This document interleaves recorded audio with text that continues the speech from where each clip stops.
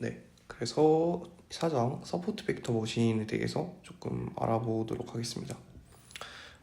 일단은 저희가 앞에서 리니어 클래시파이어에 대해서 얘기를 했던 거를 다시 한번 떠올려 보시면은 기본적으로 어떤 파라미터 세타라는 게 있어서 이거랑 주어진 인풋 값을 내적한 것이 만약에 0보다 크면은 플러스로 예측을 하고, 만약에 이 값이 0보다 작으면 마이너스라는 레이블로 예측을 하는 방식으로 저희가 리니어 클래시파이어를 정의를 했었습니다. 그래서 예를 들어서 이런 식으로 있다고 하면은 이런 리니어 클래시파이어가 있어가지고, 만약에 내적한 값이 양수면은 이쪽, 음수면 이쪽, 이런 식으로 예측을 했던 그런 기억을 하실 겁니다.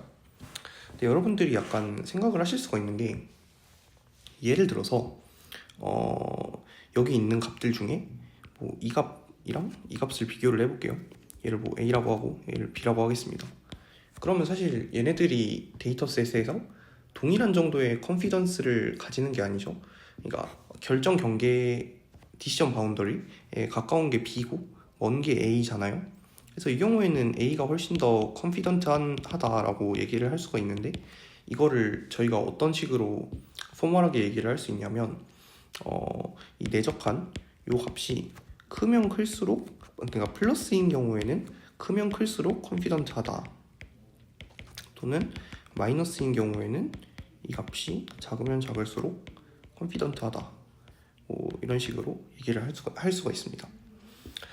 그래서 저희가 지금부터 하고 싶은 게 뭐냐면, 이런 식으로 세퍼레이팅 디시전 바운더리를 적당히 잘 잡아가지고 이런 샘플들에 대해서, 예를 들어서 이 상황에서 디시전 바운더리를 여기다 잡았다고 할게요. 그럼 당연히 이 경우에도 이거랑 이거를 클래시파이 할 수 있지만 좋은 클래시파이어라고 보기는 좀 힘들겠죠. 대충 이 데이터셋의 중간 정도에 위치하는 어떤 이렇게 샘플들 간에 떨어진 이런 거리, 이런 거를 최소화하는 거가 좋은 클래시파이어라고 할 수가 있습니다. 최소화? 최대화하는 것이 좋은 클래시파이어라고 할 수 있습니다. 그래서 저희가 지금부터 이제 포멀하게 좀 정의를 해볼 거예요. 이 떨어진 거리를 저희가 마진이라고 합니다. 뒤에서 조금 더 자세히 다룰 건데, 저희가 지금 하고 싶은 거는 이 데이터셋에 마진이 최대화되는 이 클래시파이어를 찾고 싶은 거고, 그거를 저희가 서포트 벡터 머신이라고 한다라는 겁니다. 대충 컨셉은 이해가 되셨을 거라고 생각을 하겠습니다.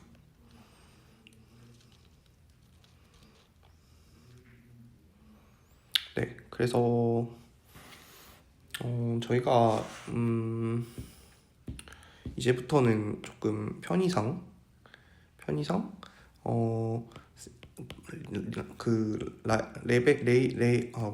레이블을 0과 1 대신 마이너스 1과 1로 사용을 하겠습니다.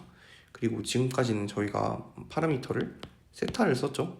근데 지금부터는 세타 말고 W 벡터랑 바이어스로 구분을 하겠습니다. 그러니까 원래는 약간 이런 식이었잖아요. 예를 들어서 세타라는 거를 세타 0, 세타 1, 세타 2 이런 식으로 정의를 하고, 그러면은 이제 x가 예를 들어서 1, x1, x2라고 할 때 얘네들 내적하면은 이제 x 제곱 이렇게 할까요? 그러면 x 세타 2 x 제곱 이런 식으로 내적하는 값이 나왔잖아요. 근데 이제는 그냥 이 스칼라를 따로 b라는 바이어스로 관리를 하겠다라는 겁니다. 그래서 그런 식으로 관리를 해주시면은 저희는 이제 저희의 모델을 w라는 벡터와 b라는 바이어스에 대한 모델로 생각을 할 수 있고, 얘는 이제 얘네들을 내적한 거에다가 어떤 바이어스를 더한 거를 어떤 함수에다가 넣었을 때의 값으로 저희의 모델을 표현을 할 수가 있겠습니다. 여기서 이 함수 g는 만약에 안에 0 이상의 값이 들어오면 1을 내놓고 0 미만의 값이 들어오면 마이너스 1을 내놓는 함수라고 생각을 하시면 됩니다. 그래서 이 w의 x 플러스 b라는 거를 계산을 해가지고 얘를 함수에 넣었을 때 안의 값이 0보다 크면은 1로 판단을 하겠다. 그리고 안의 값이 0보다 작으면 마이너스 1로 판단을 하겠다. 이거는 저희가 앞서서 배웠던 리니어 클래시파이어랑 그렇게 다르지 않은 점입니다.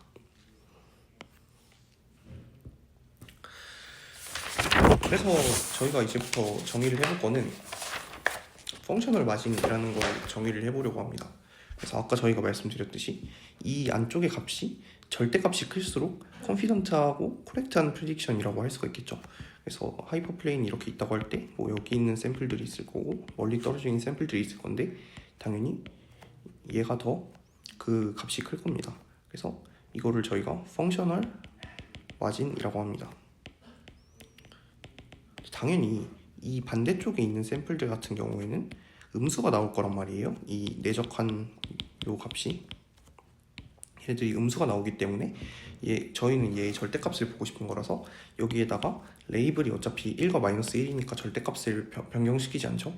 그래서 여기다가 얘는 어차피 음수 레이블들이니까 얘가 마이너스 1이거든요. 그래서 여기다가 얘를 곱하면 그냥 깔끔하게 양수가 돼서 얘랑 똑같이 비교할 수 있다는 거예요. 어차피 yi를 곱하면 다 양수가 되니까. 그래서 펑셔널 마진을 저희는 뭐 이렇게 정의를 합니다. 근데 이게 실제로 떨어진 거리를 의미하는 건 아니거든요. 실제로 떨어진 거리를 재려면은 여기 그 w라는 벡터를 이렇게 추가로 나눠줘야 돼요. 그 w라는 벡터의 크기로 나눠줘야 되는데 그래서 이 실제로 떨어진 이 거리를 나타내는 게 지오메트릭 마진입니다. 그래서 얘 같은 경우는 펑셔널 마진에 대해서 벡터의 크기로 나눠준 이 친구가 지오메트릭 마진이다 라고 생각을 하시면 되겠습니다. 그래서 뭐 이거에 대해서 조금 더 다른 관점에서 보도록 합시다. 참고로 노테이션은 이 친구를 이제 감마 헷 i 뭐 이런 식으로 표시를 하고요. 이 친구를 뭐 감마 i 이런 식으로 표시를 합니다. 그래서 이게 왜 펑셔널 마진과 지오메트릭 마진을 분리해서 생각을 하냐면요. 저희가 만약에 파라미터들이 w 벡터랑 b가 있었죠. 근데 얘를 이거 대신에 뭐 각각 2배 한 요걸 쓴다라고 해봅시다. 그러면 당연히 펑셔널 마진은 자명하게 2배가 되거든요. 근데 사실상 실제로 이 데이터가 얼마나 떨어졌는지와는 그게 관련이 없잖아요. 저희가 파라미터만 상수배를 한다고 해서 그 값이 막 바뀌면 안 되는 거잖아요. 그래서 저희가 절대적으로 떨어진 거리라는 그 지표로 측정을 하기 위해서 대신 지오메트릭 마진을 쓴다. 뭐 그런 식으로 생각을 하시면 좋을 것 같습니다. 그래서 결국에는 이거를 이제 이대로 사용하기보다는 죄송합니다. 이걸 이대로 사용하기보다는 그 노멀라이즈를 해가지고 이런 식으로 쓰면 참 좋겠죠. 각각 벡터 크기로 나눠가지고 쓰면은 얘를 뭐 상수배를 하더라도 딱히 그러니까 2개를 이런 식으로 상수배를 하더라도 얘네들이 일정한 값을 유지하게 될 거예요. 네. 그래서 좀 스케일 프리한 값으로 사용을 할 수 있다라는 거. 네, 뭐 그래서 저희 같은 경우에 이제 데이터셋 전체의 점들에 대해서 이 짓을 다 할 수가 있겠죠. 뭐 예를 들어서 이 점 뭐 이런 식으로 다 각각의 펑셔널 마진을 구할 수가 있습니다. 근데 어차피 그 펑셔널 마진 중에 가장 작은 값만 의미가 있어요. 왜냐면은 데이터 점 중에 가장 디시전 바운더리에 가까운 점이 무엇인가라는 걸 의미하는 거기 때문에 그래서 그거를 저희는 modify 뭔 소리야 죄송합니다. 펑셔널 마진의 최소값이라고 해서 그거를 뭐 이제 이런 식으로 정의를 할 거예요. 그리고 지오메트릭 마진에 대해서도 같은 방법으로 데이터셋 전체의 지오메트릭 마진을 정의할 수 있는 겁니다. 데이터셋 중에 마진이 가장 작은 거를 고르면 된다라는 거예요. 그래서 뭐 여기서 식 같은 거 유도가 살짝 나오는데 만약에 이런 식으로 디시전 바운더리가 존재를 한다고 합시다. 그러면은 이거의 노멀 벡터가 w라는 벡터가 돼요. 결과적으로. 그러면은 여기서 a라는 점이 있고 데이터 포인트가 있고 이 점에서 내린 수선의 발을 b라고 합시다. 그러면 우리는 b라는 거를 어떻게 알 수가 있냐면 요만큼의 거리가 아까 말씀을 드렸던 것처럼 결과적으로 저희가 구한 펑셔널 마진에다가 벡터의 크기로 나눈 값이 되거든요. 그러니까 정확히 말하면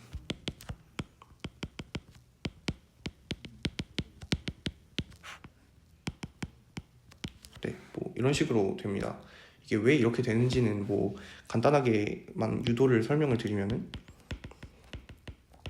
이렇게 두고 A라는 점이 X라는 벡터에 대응된다라고 생각을 해보겠습니다. 그러면은 저희가 알 수 있는 거는 이 노멀 벡터, 어떤 노멀 벡터를 적당히 상수배를 하면은 A라는 점이랑 만난다는 걸 알 수가 있죠. 그러면 저희는 이 함수값만 알면은, 이 상수값만 알면은 충분한 거죠. 그러면은 여기서 저희가 할 수 있는 거는 X에서 CW라는 걸 빼면은 이 점은 여기잖아요. 그러면 얘가 요 안에 점이니까 이거를 여기다가 대입을 이런 식으로 하면은 이렇게 나옵니다. 그러면은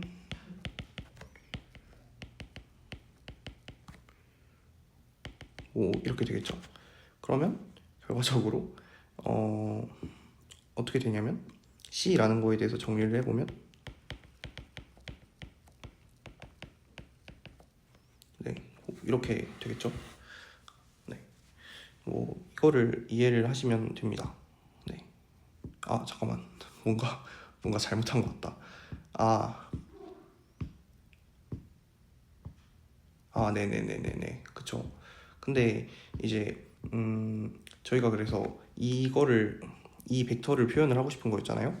그러면은 결과적으로 이거에다가 이거를 나눈 이거에다가 곱하기 이거가 되죠. 그러니까 여기다가 크기를 씌우면은 얘네들이 사라져가지고 뭐 여기 있는 거랑 똑같은 형태가 됩니다. 아까 말씀드렸지만 이 앞에 붙이는 yi 같은 경우는 음수인 경우에 그거를 거리값이 음수가 나오면 안 되니까 보정해주기 위해서 붙이는 값이라고 생각을 해주시면 되겠고요. 네, 뭐 그래서 뭐 아니면은 뭐 이런 식으로 접근하기 싫으시면은 그냥 처음부터 얘를 이렇게 두지 말고 이렇게 단위 벡터로 두신 다음에 얘도 뭐 이렇게 단위 벡터에다가 상수배 한 거로 치고 걔를 대입하시면 조금 더 깔끔하게 나올 수도 있습니다. 뭐 어쨌든 이런 식으로 이제 유도를 한번 해볼게요. 그러면은 A라는 점이 X라는 벡터에 대응을 하니까 뭐 XI라고 합시다. i번째 데이터 포인트니까. 그러면 여기서 XI에서 이만큼을 뺀 게 B점이니까 얘는 XI 빼기 감마 I 에다가 펑셔널 마진에다가 요거 한 값이죠. 그러면은 이거를 이제 대입을 해보겠습니다. 근데 물론 이제 여기서 이 자체는 그냥 거리를 의미하는 스칼라기 때문에 여기에다가 당연히 그 단위 벡터를 붙여주셔야겠죠. 이쪽 수직 방향으로의 단위 벡터가 사실은 이 친구가 되기 때문에 여기에다가 이 친구를 곱해주시면 됩니다. 그러면 뭐 B라는 점은 결과적으로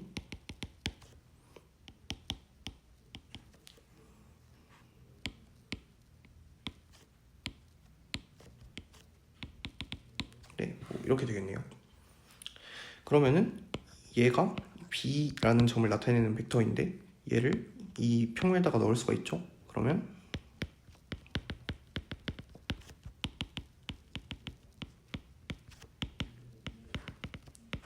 네, 식이 뭐 이런 식으로 나오고요. 이거를 정리를 해주시면은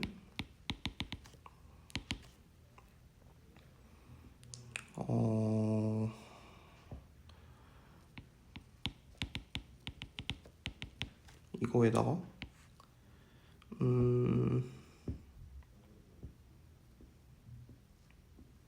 머리 아파. 잠시만요. 여기서 이제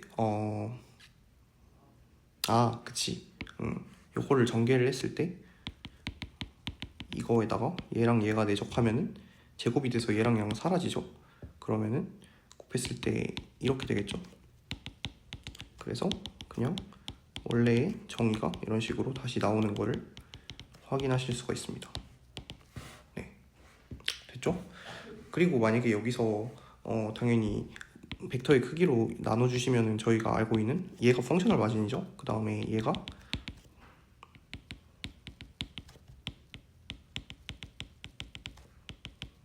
지오메트릭 마진이 됩니다. 그래서 이런 식으로 쓰실 수도 있습니다. 네, 됐죠? 좋습니다. 그래서 뭐 당연히 지오메트릭 마진이 이렇게 정의되는 건 아니고 여기에서 이제 음수인 쪽 방향 보정을 해줘야 되니까 실제로는 이런 식으로 레이블을 곱해서 정의가 됩니다. 그래서 아까 말씀드렸듯이 지오메트릭 마진 같은 경우에는 이렇게 노멀라이즈를 한 형태이기 때문에 기본적으로 스케일이 이런 식으로 두 배, 세 배로 막 바뀌어도 그 지오메트릭 마진의 값은 바뀌지 않는다라는 장점이 있습니다. 됐죠? 여기까지 했으면은 이제 저희가 어떤 생각을 할 수 있냐면 가장 좋은 리니어 클래시파이어를 찾고 싶은 거죠. 그러면은 저희는 그 문제에 대해서 이런 식으로 쓸 수 있을 겁니다.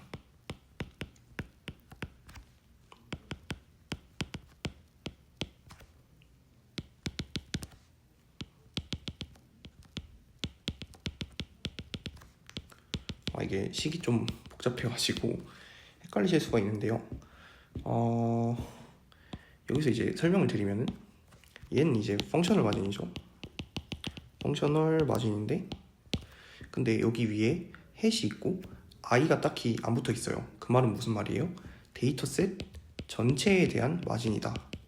그러니까 데이터셋에 있는 점들 중에 가장 마진이 작은 애를 기준으로 펑셔널 마진을 고른 거죠. 그리고 이걸로 나눠줬기 때문에 이 전체는 지오메트릭 마진일 겁니다. 그 다음에 이 마진 같은 경우는 당연히 모든 데이터 포인트들에 대해서 펑셔널 마진을 구했을 때 이 값보다는 크거나 같아야겠죠. 당연히 이렇게 있고 데이터 포인트가 이렇게 존재한다. 그러면 얘가 제일 작은 마진을 가지고 있는 애라고 생각했을 때 당연히 모든 애들의 마진이 이 마진보다는 크거나 같아야겠죠. 네. 그래서 그 얘기를 하는 겁니다. 그래서 저희가 하고 싶은 거는 죄송합니다. 이 지오메트릭 마진을 최대화하는, 그러니까 가장 옵티멀한, 가장 예를 들어서 이런 데 클래시파이어가 있으면 마진이 작아지니까 좋지 않은 거겠죠.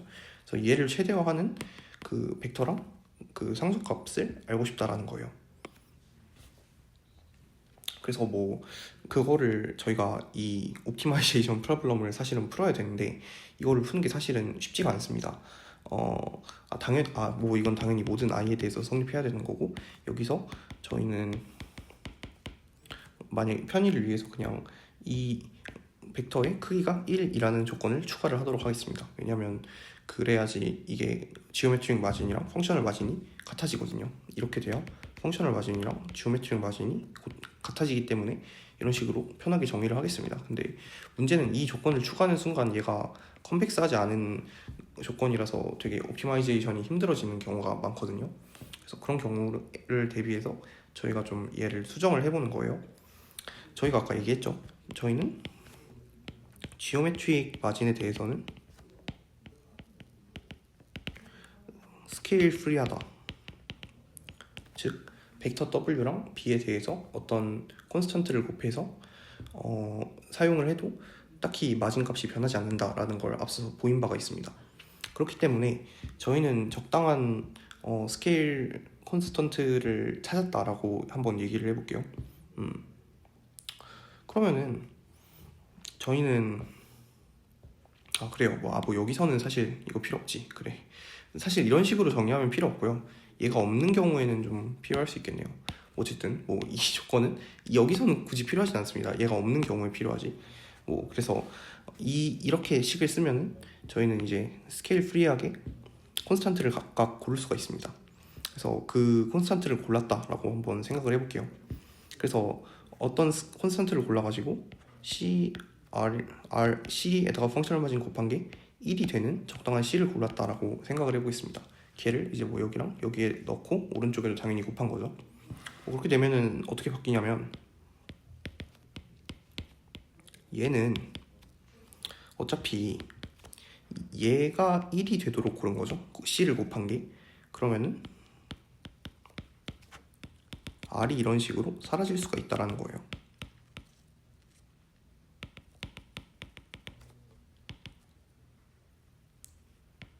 네, 이런 식으로. 근데 여기서 좀 생각을 또 하셔야 되는 게 그러면 여기에다가 양쪽에 C 이렇게 곱한 거니까 얘가 1 되는 건 알겠는데 이쪽에도 C가 있어야 되는 거 아닙니까? 네, 그렇게 생각할 수 있죠. 근데 사실은 그게 상관이 없어요. 왜냐면은 어차피 이 상황에서는 저희는 그 지오메트릭 마진이랑 펑셔널 마진을 약간 좀 같이 고려를 하고 있는 거기 때문에, 그래서 사실은 그냥 이런 식으로 바꾸더라도 상관이 없습니다.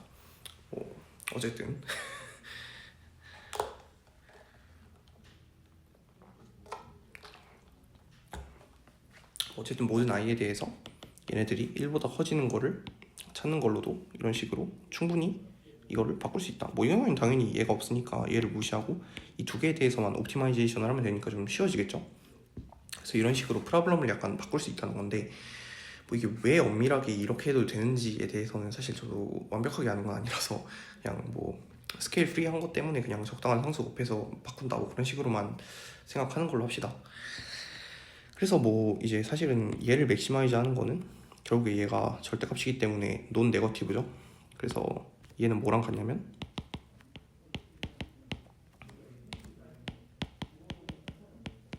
뭐 얘랑 같습니다. 그래서 어차피 제곱을 미니마이즈 하는 거랑 뭐 얘를 맥시마이즈 하는 거랑 동등하다는 거죠. 사실은 뭐 얘는 이제 2차식이고 얘는 이제 제약 조건이기 때문에 그 쿼드라틱 프로그래밍이라고 이거를 풀 수 있는 프로세스가 있어요, 2차식에 대해서. 근데 뭐 그거를 푸는 것보다 그냥 뒤에서 나올 그 듀얼리티를 이용하는 게 조금 더 낫습니다, 사실은. 네. 그래서 그 듀얼리티를 이용해서 어떻게 옵티멀 클래시파이어를 찾을 수 있는가, 그거에 대해서 조금 다음 시간에 알아보도록 하겠습니다.